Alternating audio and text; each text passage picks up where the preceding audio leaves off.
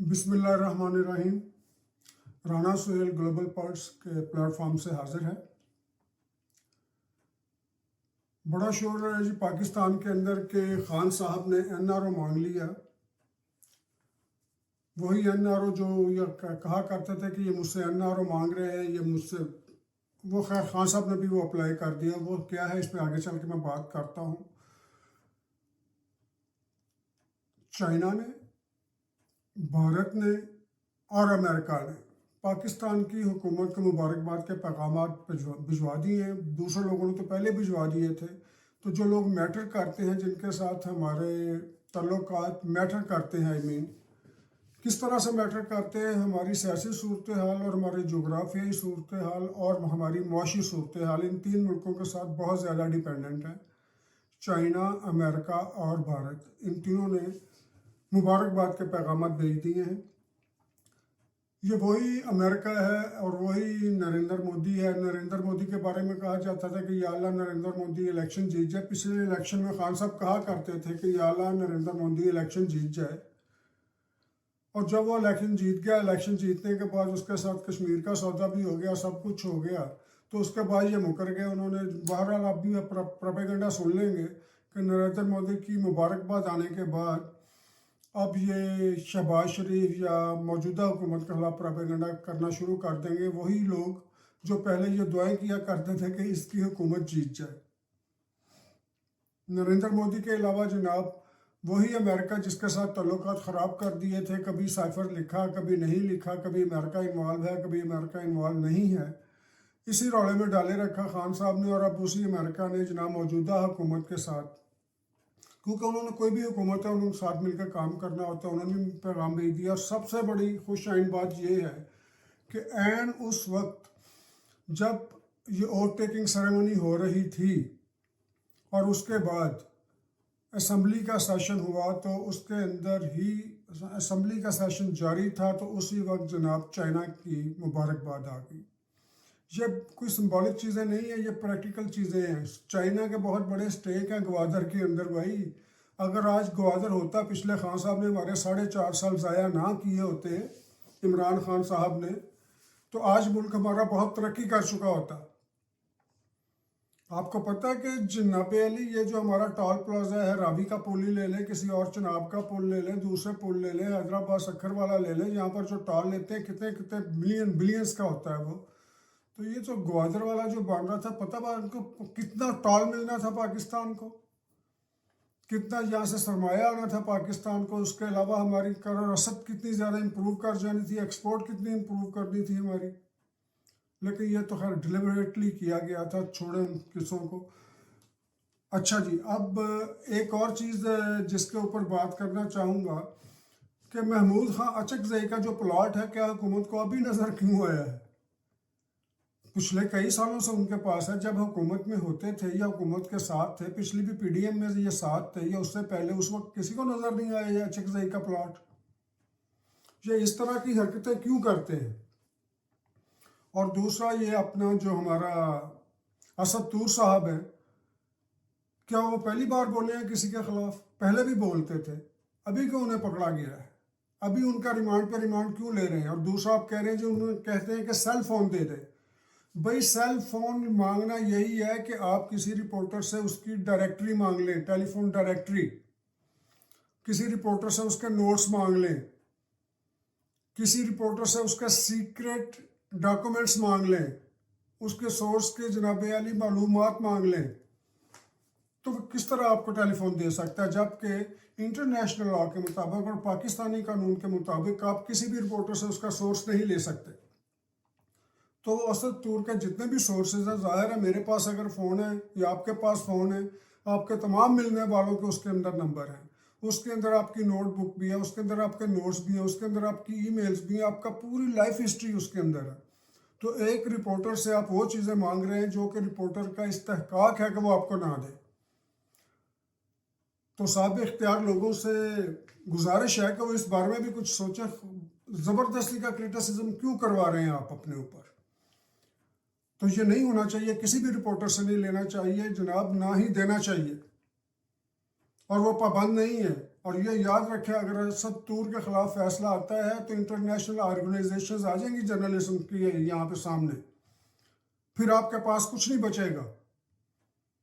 اور اس پہ کام ہو رہا ہے۔ اگر اسد طور والا سلسلہ نہ رکا تو انٹرنیشنل جو آرگنائزیشنز ہیں، ایون ان کینیڈا کے اندر بھی ایک دو دوستوں کے فون آئے اس پہ، میں نے کہا جی ابھی دیکھ لیں پاکستان کیا کرتا ہے، اس کے بعد ہم آگے چلیں گے۔ تو سر یہ اس طرح کا کام نہ کریں آپ کے جس سے انٹرنیشنل لیول پہ امبیرسمنٹ ہو آپ کو۔ چلیں، پیغام پہنچانا میرا مقصد تھا، میں نے پیغام آپ تک پہنچا دیا۔ اچھا جی، ایک اور بات جو بڑا دلچسپ مرحلہ تھا پہلے دن سیشن کا، ایک طرف وہ سیشن شروع ہوا ہے، منتخب وزیر اعظم صاحب جناب پی ٹی آئی المعروف سنی اتحاد ان کو مفاہمت کی پیشکش کر رہے ہیں۔ دوسرا جناب علی بلاول بھٹو صاحب اپنی سپیچ کے اندر حکومت کو کم اور پی ٹی آئی کو زیادہ مفاہمت کی پیشکش کر رہے ہیں۔ تیسرا جناب جو حکومت کے نامزد وزیر اعظم تھے ایوب خان کے پوتے، جنہوں نے جمہوریت کا قتل کیا تھا، جمہوریت کا قاتل جو ہے نا جناب صدر فیلڈ مارشل جنرل محمد ایوب خان، ان کے پوتے عمر ایوب صاحب، وہ کہہ رہے تھے میں نہ مانوں۔ انہوں نے وہاں جمہوریت کا رولا رپا ڈال رہے تھے، وہ جمہوریت کا رولا رپا نہیں تھا، وہ فساد ڈال رہے تھے۔ جو ان کے دادا کا کام تھا وہی پوتے کا کام ہے، اور خان صاحب نے صحیح آدمی کو سونپا ہے۔ خان صاحب نے پہلی بار جو عقل مندی کا کام کیا ہے کہ ایوب خان کے پوتے سے اپنے دادے کے خلاف نعرے لگوائے ہیں۔ تو ایوب خان کے پوتے نے جمہوریت کے حق میں باتیں کی۔ اللہ کا کرم ہے جی، اللہ تعالیٰ بے نیاز ہے، گنگوں کو بھی زبان دے دے۔ ان کی ڈیوٹی لگی ہے جناب عمر ایوب صاحب کی عمران خان کی طرف سے کہ وہی اپوزیشن لیڈر ہوگا یا وہی کامیاب ہوگا، یا اسی کو خان صاحب کی نظروں میں وہی کامیاب ہے، وہی سکسیسفل ہے جو سیشن کو ریگولرلی چلنے نہ دے، اس کو ڈسٹربڈ رکھے، سیشن کو ڈسٹربڈ رکھے۔ جس طرح خان صاحب کا اپنا مطمع نظر ہے کہ ملکی حالات کو ڈسٹرب رکھا جائے، کوئی امن سکون چین یہاں پر نہ ہو، کسی قسم کی یہاں پر سٹیبلٹی نہ آئے۔ سٹیبلٹی آئی تو خان صاحب کا منصوبہ ختم۔ خان صاحب کو آج بھی، 5 سال پہلے بھی، 7 سال پہلے بھی پلانٹ ہی اس لیے کیا گیا تھا، آپ ان کی ساری کڑی سے کڑی ملا لیں کہ ان کو پلانٹ ہی اس لیے کیا گیا تھا تاکہ پاکستان کے اندر سٹیبلٹی نہ آئے۔ اور آپ دیکھیں جب سے خان صاحب آئے تھے، خان صاحب کو اقتدار میں لایا گیا تھا یا اس سے پہلے، ڈے بائی ڈے پاکستان نیچے سے نیچے چلا گیا، اور خان صاحب اوپر سے اوپر جاتے رہے۔ اور جب پاکستان اوپر جانا شروع ہوا، خان صاحب نیچے آنا شروع ہو گئے۔ تو میرے جو دوست احباب ہیں نا جی پی ٹی آئی کے، تو انہیں یہ چیز سمجھ نہیں آ رہی، تو میں کہہ رہا ہوں جو اس وقت صرف ایک چیز کو آپ سامنے رکھیں، گوادر ایک ہے نا جی آپ کا لٹمس ٹیسٹ ہے، تو آپ گوادر کو آپ سامنے رکھ لیں کہ گوادر پہ خان صاحب نے کیا کیا اور کیا نہیں کیا۔ اور جو پچھلی حکومت تھی یا اب کی حکومت ہے، اب شہباز شریف آتی دوسرے تیسرے دن جناب گوادر پہنچ گئے، وہی وہ اپنی پک اپ پہن کے، تو سارا کچھ پہن کے وہاں پہ پہنچ گئے ان کے متاثرین سے ملنے کے لیے۔ تو بھائی صاحب گوادر آپ کی بیک بون ہے، تو آپ نے بیک بون توڑ کے رکھ دی تھی۔ وہی جو اپنا آسم باجوہ تھا یا جو بھی نام تھا اس کا، جس کو سیلری اس بات کی دی تھی آپ نے کہ اس کو بند رکھنا، اور چائنا نے شرط لگا دی تھی کہ اگر آسم باجوہ یہاں پر رہے گا تو ہم پاکستان سے کوئی بات نہیں کریں گے۔ یہ وہی آسم باجوہ صاحب تھے جنہوں نے اس باؤنڈری کے اوپر بلاسٹ بھی کروا دیے تھے۔ یہ میں نہیں کہتا، اس وقت کے لوگ یہاں پر اپنا شک و شبہ ظاہر کرتے ہیں، کیونکہ ان لوگوں کے لیے کچھ نہیں ہو، کوئی 2-4 بندے، 2-3 درجن، یہ درجن کہتے ہیں، 2-3 درجن بندے مروا دیے جائے، ان کے لیے کچھ چیزیں میٹر نہیں کرتی، ان کے مفادات وہیں پہ رہنے چاہیے۔ اور یہ تو اپنے ایک پلاٹ کے لیے، ڈی ایچ اے کے ایک پلاٹ کے لیے بلاسٹ کروا دیتے ہیں۔ کچھ لوگوں کی بات کر رہا ہوں، کچھ لوگوں کی جو اس وقت صاحب اختیار ہوتے ہیں، سب لوگ نہیں، جو صاحب اختیار ہوتے ہیں، کیونکہ انہیں روکنے والوں میں جرت کم ہوتی ہے، کرنے والوں کو لالچ زیادہ ہوتا ہے۔ جب لالچ زیادہ ہوتا ہے اور جرت کم ہوتی ہے تو پھر لالچ جیت جاتا ہے۔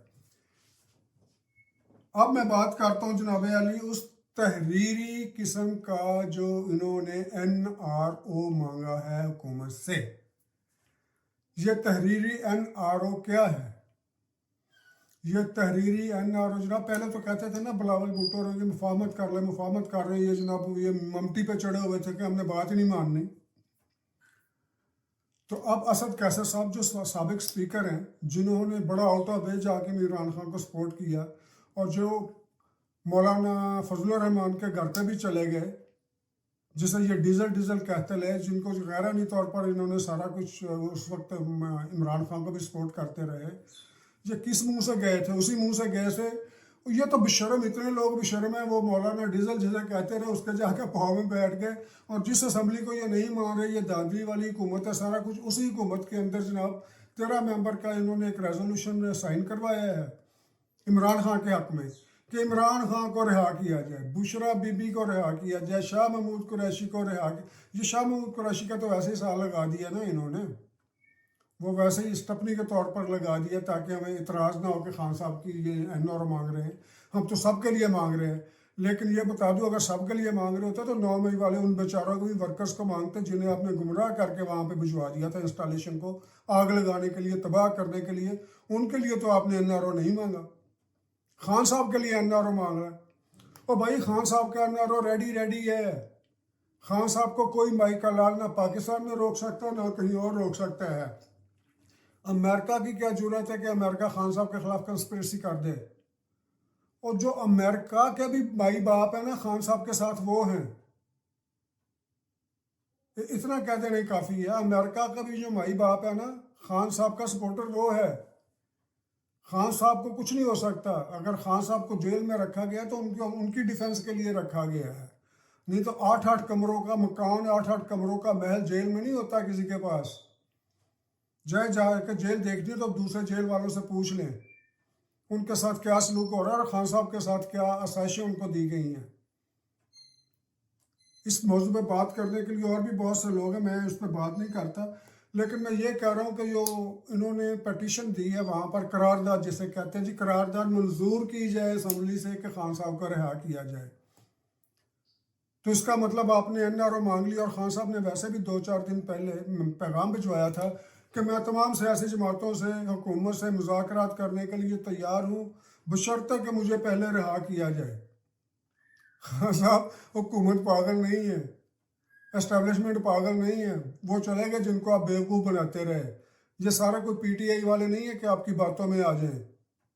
آپ نے پڑھے لکھوں کو بیوقوف بنا کے تو بڑے خوش ہوتے ہیں، ٹانگ پہ ٹانگ رکھ کے رات کو کالا چشمہ لگا کے. تو خان صاحب آپ کے تو جو لوگ باڈی لینگویج سمجھتے ہیں نا، ان لوگوں نے تو اسی وقت بتا دیا تھا.